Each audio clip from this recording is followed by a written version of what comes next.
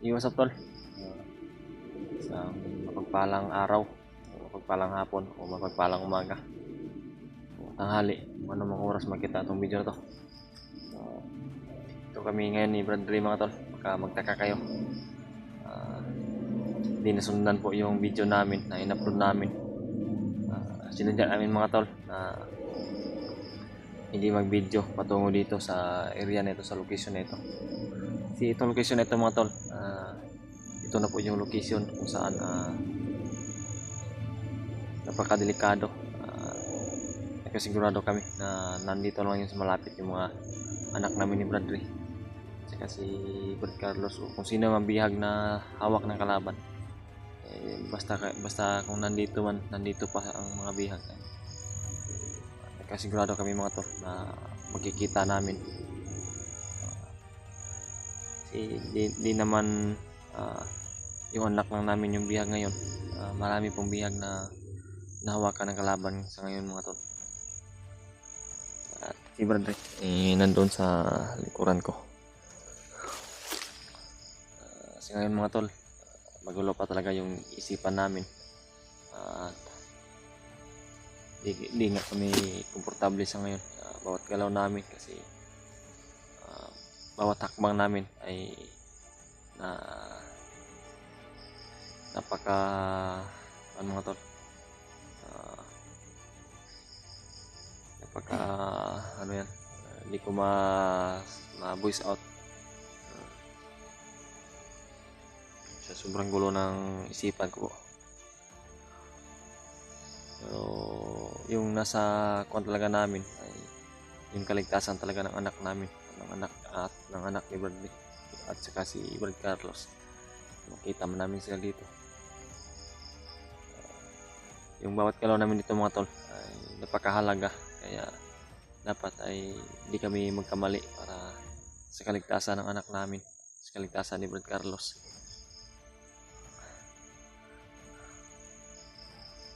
Yun talaga yung problema, mga tol. Itong trabaho namin, napakadelikado talaga. At hindi lang kami yung delikado, lalo na sa ngayon na yung pamilya namin ay kilala nila, at nangyari na po yung nangyari din sa amin noon ni Bradley. May kaibahan nga lang, kasi yung anak lang namin yung nakuha, at may dagdag na kaibigan, si Brad Carlos. Si Brad Carlos, mga tol, ay, kung naalala niyo po, nung nag-post ako sa Facebook account ko na dumating si Brad Carlos bumisita galing sa kanilang bayan, sinadya ko po talaga si Brad Carlos, mga tol, na pupuntahin talaga sa bahay ko para sa pagbalik akyat ko ay may maiwanan ako doon ba, maiwan ko siya sa pamilya ko, sa mag-ina ko. Siya sana yung bantay. Di talaga inasahan na sa pag-akyat ko ay ganito yung nangyari. Pag-akyat namin ni Bradley ay ganito yung nangyari, na hawak nila ang bihag ay si Brad Carlos at saka yung anak namin ni Bradley, yung anak niya at anak ko, mga tol. Kasi plano namin ni Bradley, aakyat kami para i-respect talaga sa mga bihag, o kung sino yung bihag na madaanan namin, kung sino yung bihag na makita namin. Hindi kami magdalawang isip na tulungan o iligtas po. Yan si Bradley, mga tol. Yan. Shout out nga po pala, mga tol. Paulit-ulit mga shout out po yung mga silent viewers namin at solid supporters.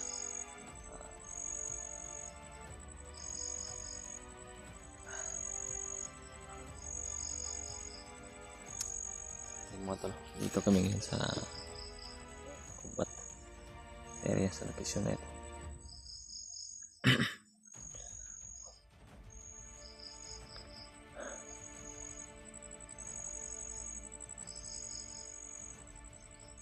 Grabe yung mga tol, hindi talaga maiwasan na pagduka tayo. Wala kami saktong tulog kasi hindi kami pwede na matulog ng Brad. Tindahan tayo, Brad. Marami tayo kalat ay pinupunin ng mga bandido o kulta kanina. Napunta namin nga pala base sa pananalita nila. Ito na daw yung location ng mga bihar nila na guys.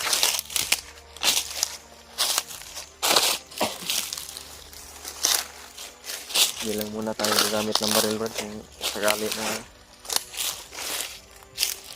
may masagupa kung makita tayo salamat. Nabalitaan ako nito.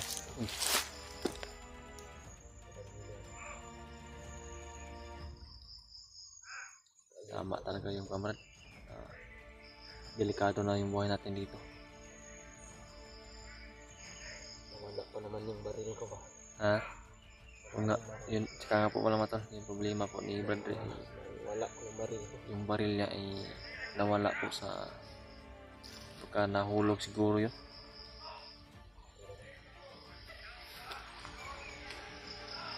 Napas, may doon pa sa unahan may mga kasama pa sila doon.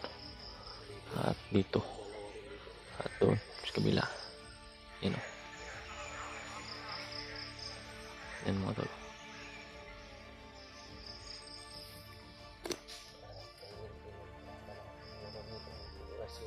Oh. Naanin natin sa tahimik na paraan. Talaga natin na iwasan na natin na hindi mo na tayong paputo kung pwede.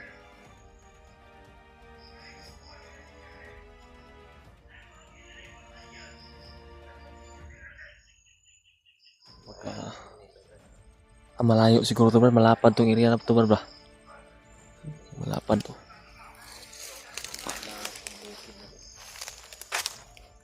Yung mga tol. May ibang boses sa unahan na narinig ko. Mahina lang pero parang marami.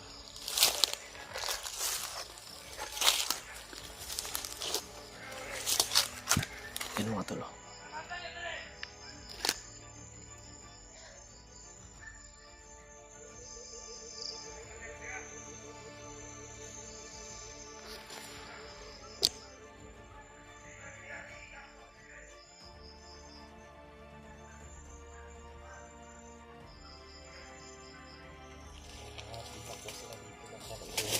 Lagi. Kaya nga, sabi namin mga tol, baka magtaka kayo, yung video namin ay di nasundan agad. Sinadya namin na dito kami mag-video. Hindi kami nasundan o monitor. May mga aso pa sila. Andun banda sa akin.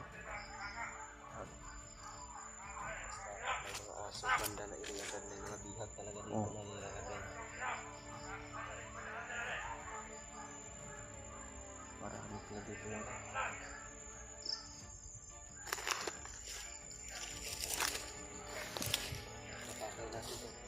Oh.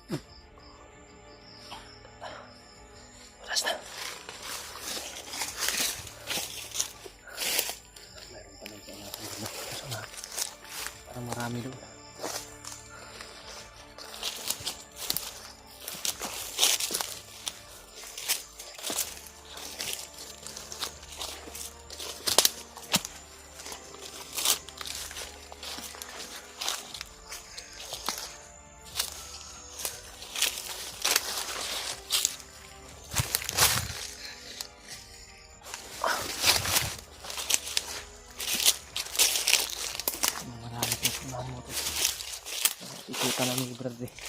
Dito kami dadaan sa kabila. Dito kami dadaan at iikot kami doon.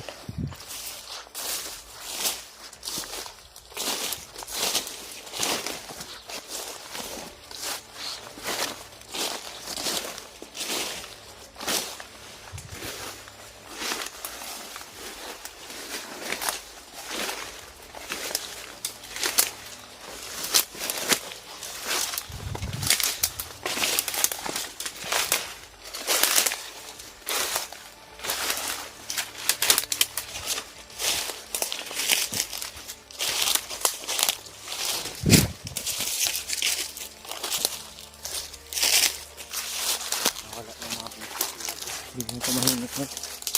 Yung tahimik po nila.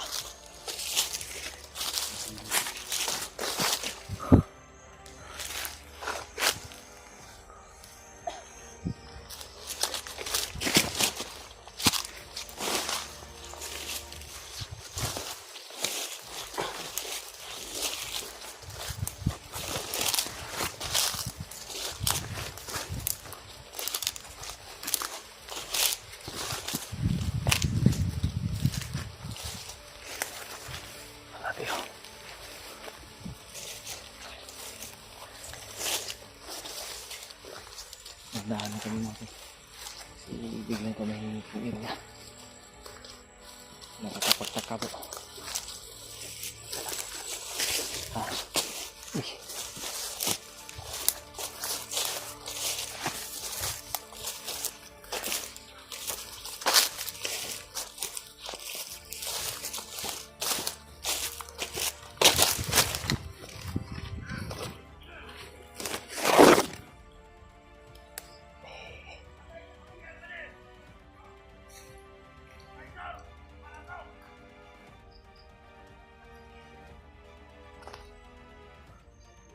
Isang biyagos lang, ha?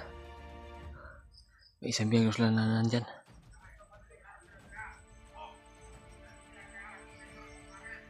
O, traitor daw. Sino kaya yan, Brad?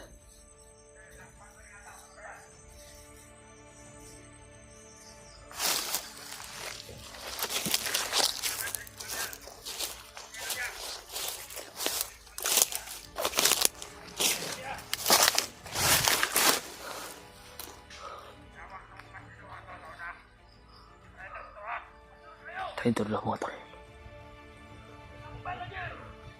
Sino kaya yan? Walang binanggit na pangalan pero kaibigan, kasamahan nila dati. Traitor. Naalala na ako mga tol. Hindi ko lang muna sasabihin kung sino talaga.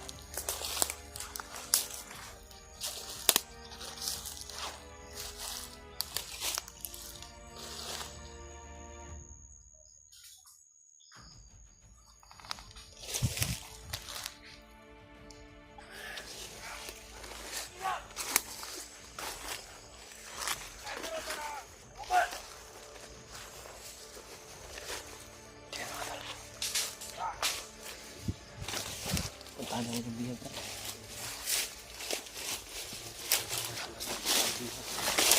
Ano yung pagkakataan nito?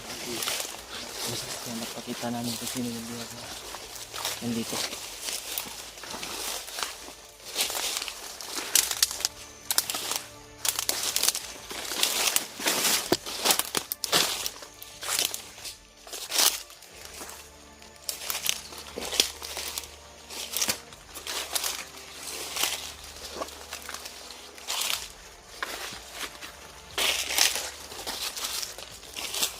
Parang malayo pa doon.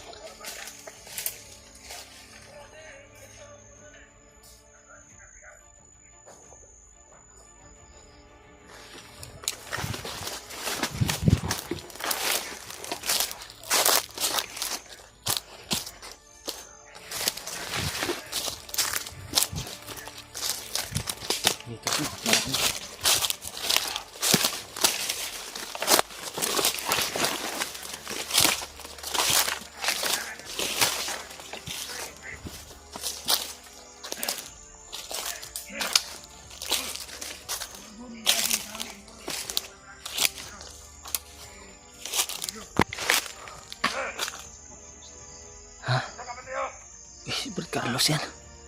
Si Brad Carlos yan, man.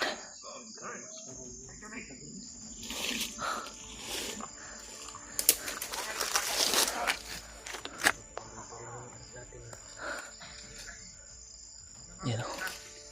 Yan mga tol. Si Brad Carlos binitay nila sa puno.